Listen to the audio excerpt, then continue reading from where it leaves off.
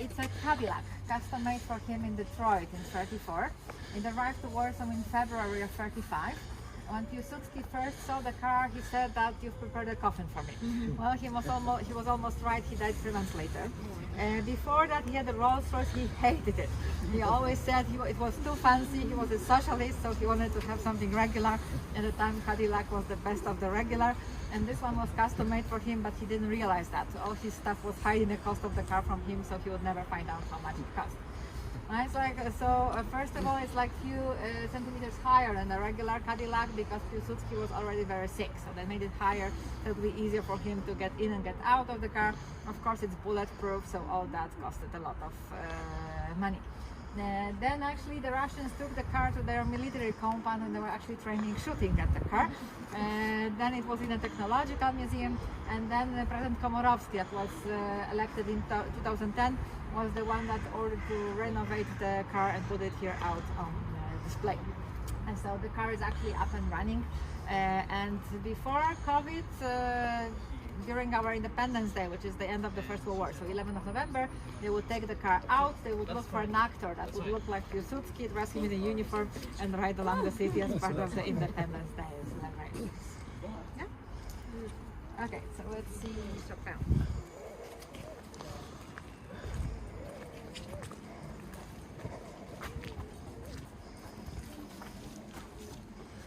Nice motor.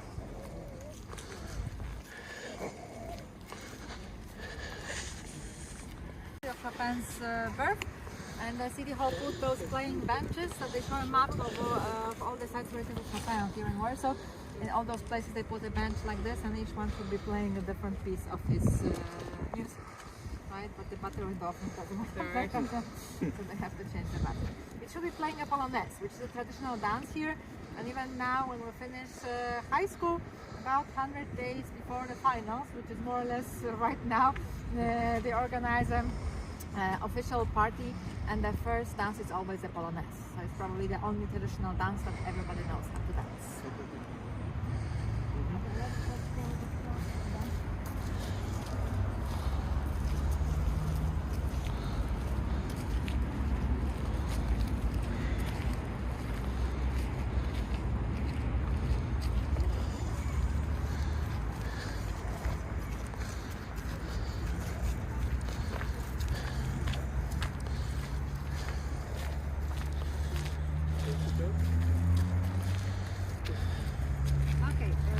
Basically, the most famous monument of Warsaw, the monument of Frédéric Chopin.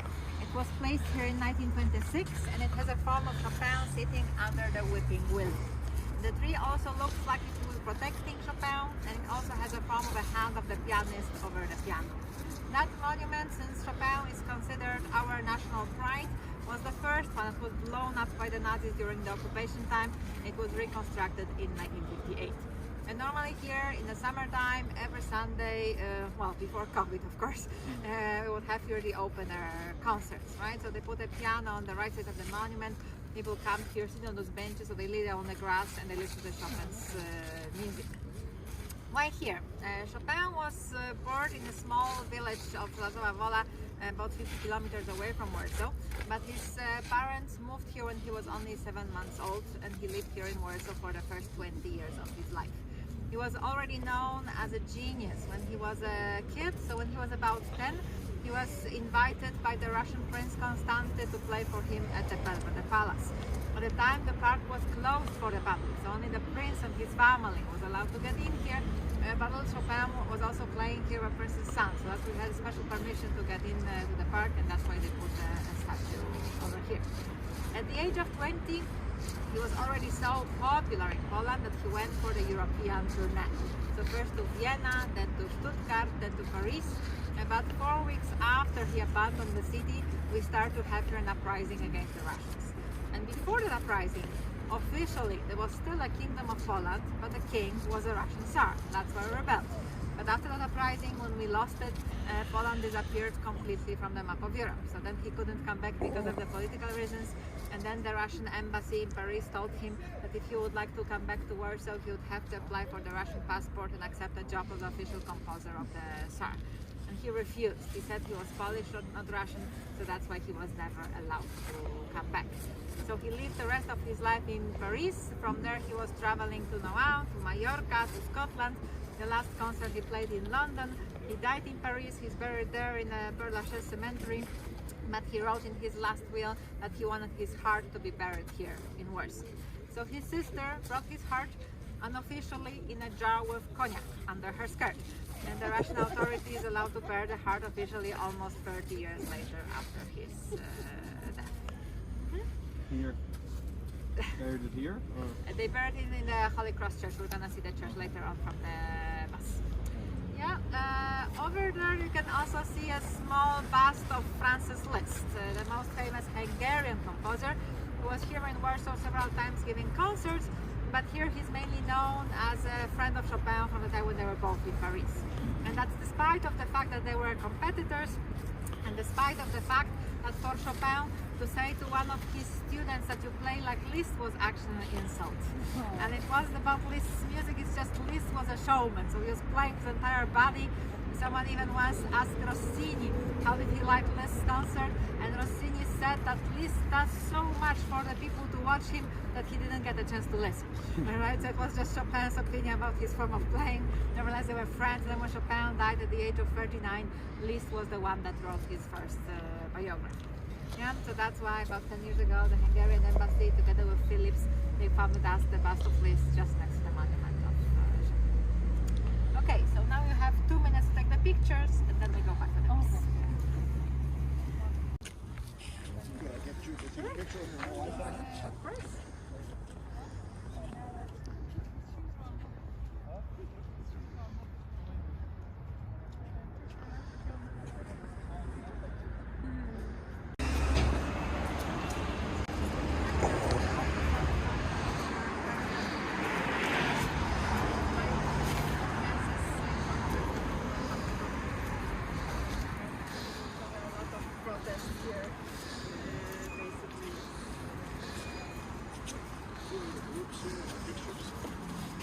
Pictures. Well, they actually change those exhibitions every 2 weeks. I think this time it's about the beginning of the public service. Right? So it's the 100th anniversary of covered by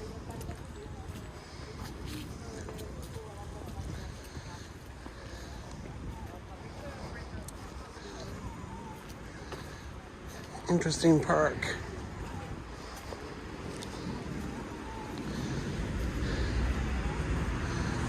As you can see, they're in Polish, so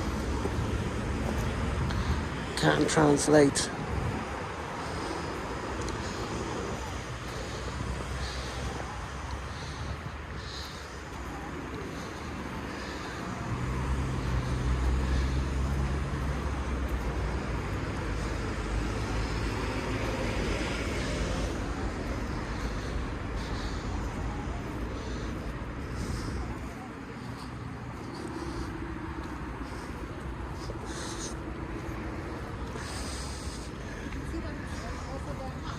This is our bus that we're traveling in. The Royal Theatre, the Old Order.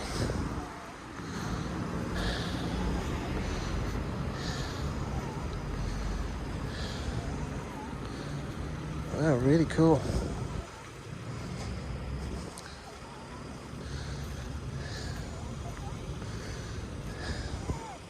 So that's the palace where all the dignitaries stay when they come to visit Poland.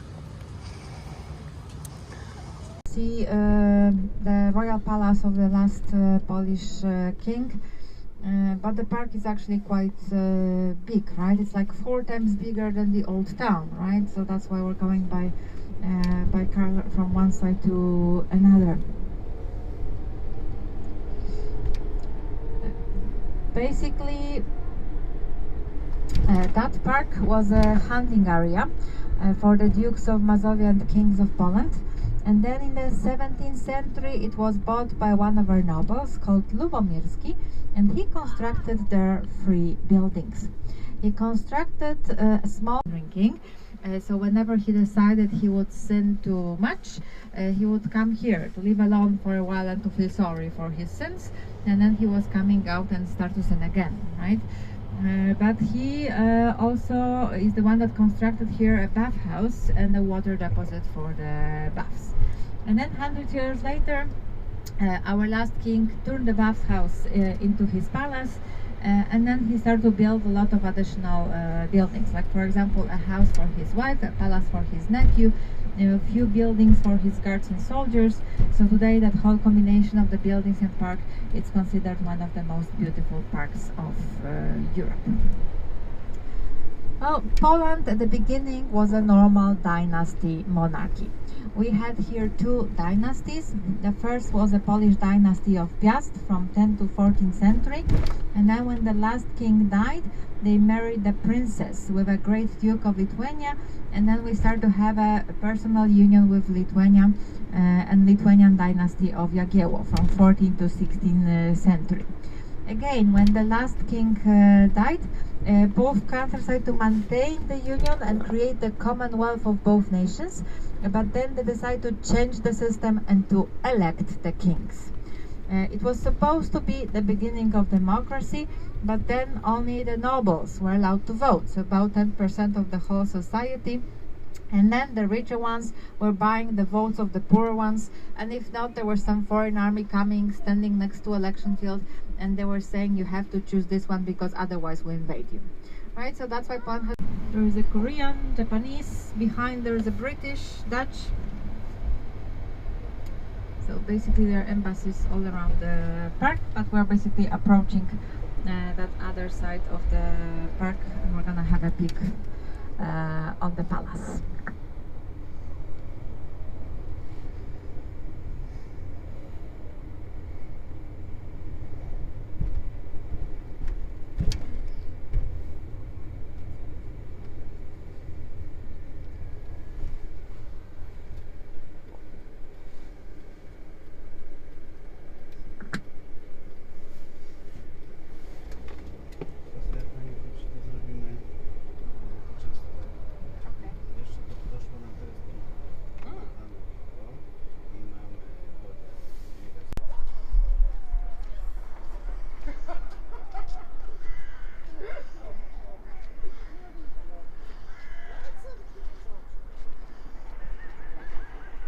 What a monument.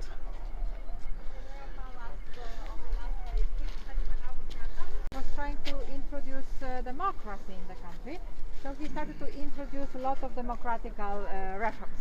That was that king that created the first government, the first public education system. He introduced the equality of all religions, and finally on the 3rd of May of 1791 he managed to proclaim the Constitution, which was the first democratical constitution of Europe and the second in the world after the American one. But unfortunately, that constitution provoked Catherine to attack us. We had here the war with Russia. When we lost the war, she took some of our lands, which is why in 1794 Tour.Part Two came back from US, and he organized here the first uprising against the Russians. And when they lost that uprising in 1795, they lost the independence completely. For 123 years, until the First World War, the country was divided and occupied between Russia and Austria. Right, so the king used to live here during the construction time, but he never got to see the palace when it was finished. He was imprisoned and sent to Russia, and from Russia he was sending letters to his architects how they should finish the palace. He was hoping that one day he would be able to come back, but even after Catherine's death, her son allowed him only to go to St. Petersburg, and he died in St. Petersburg. His body was moved here to the Warsaw Cathedral only in 1995, so quite recently. Yeah. The palace, like the other buildings of the park, they were used by the Nazis during the occupation time. The idea was that after, well, when they were abandoning the city, they actually made holes all around the palace. The idea was that when they were leaving, they were supposed to put dynamite into each hole and blow it up. But since they were living in a rush, they didn't have a time to do it. They just put gasoline over the roof and they burned it. So the palace was burnt, only the lower parts of the wall survived, but the other buildings of the park, they are original. They managed to destroy only the main royal palace. Yeah, so right now it's rebuilt and it's used as a museum, but they also rent it for some classical music concerts or diplomatical meetings or movies. In 1995, there was an American movie with Steven Seagal. It was called Out of Reach, and there was a scene when he was jumping from that bridge and going to the palace, and the palace was playing the role of a private palace in Germany. Well, the movie, like all of the Steven Seagal's movies, is not too ambitious, but I strongly recommend to see it because although it says Vienna, Berlin, and so on, the whole movie was made in Warsaw. So just to see what sides of Warsaw are you going to recognize in the movie. Yeah, it's actually quite funny. One of the final scenes when he's fighting with his opponent, he's fighting with swords in the main aula of the Warsaw University of Technology, right? And my husband graduated from that university, and he saw that scene, and oh my God, it's a marble floor! They're gonna stain the floor. Yeah, because of course he kills us, his opponent with blood everywhere, right? I said, don't worry, honey, I'm sure they have secured the floor, there's not gonna leave anything. But he got really upset that they're, gonna stain his alma mater, right? So basically it was really fun. So anyway, basically if you wanna, just to see what sides of words are you gonna recognize in the movie, I strongly recommend to see. Yep. And then on the opposite side,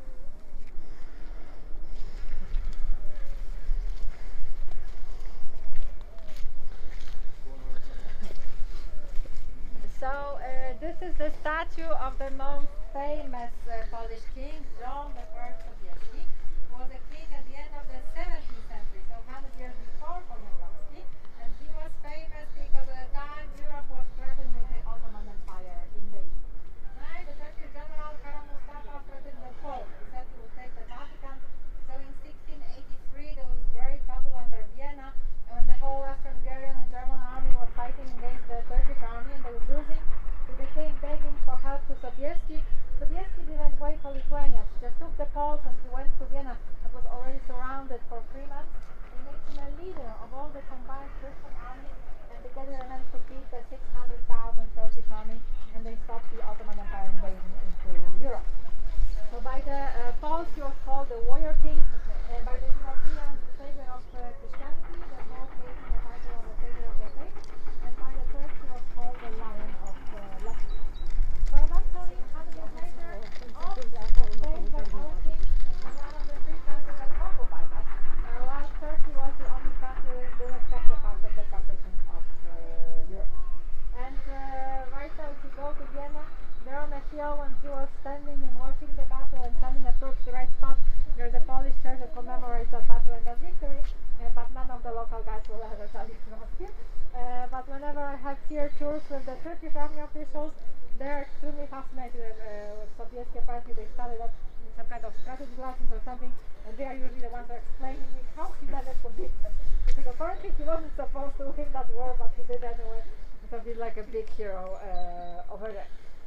Yes, about 15 kilometers from here there is a royal palace of the King Sabieski, which is called Wilanów, and it also has a very beautiful garden.